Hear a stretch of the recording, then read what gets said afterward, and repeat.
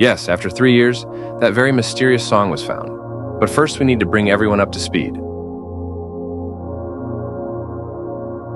The song was first posted on the website What That Song in 2021 by a user named Carl92. According to the author's recollection, he found a fragment of the song when he wanted to record sound on his computer. There's only an 18-second fragment, recorded in poor quality.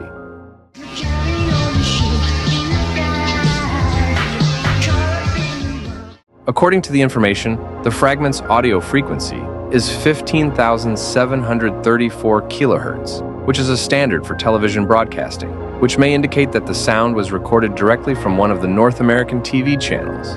The fragment itself was possibly recorded via microphone. Between 2021 and 2023, various theories were put forward regarding the sound of the fragment, as well as the authorship of the song, but the performer was never identified. Some suggested that the song was taken from a television show in the West, while others said the fragment was from an advertisement. But the main clue was Ozny Malo.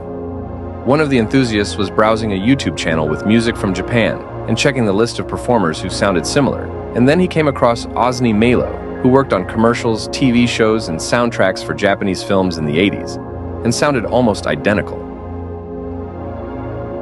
They contacted him, and after a while he gave his answer. It wasn't me. Weeks went by, and everyone thought that the song would never be found. A sub on Reddit, dedicated to the search for EKT, publishes a post.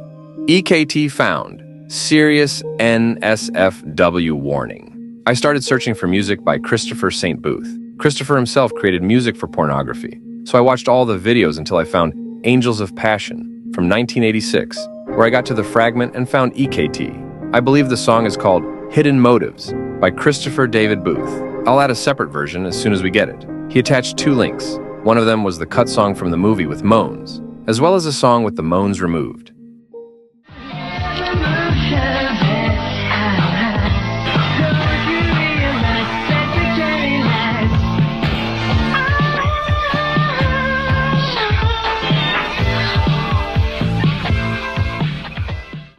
Later, in another post, the detective said how they managed to find Christopher Booth. I found a YouTube video with a scene from an adult film that had a song that sounded very similar to EKT. I noticed in the description that it mentioned Christopher San Booth. Yesterday evening, I spent over 12 hours watching films and found music that sounded similar with claps, vocals, and even some performers singing duets.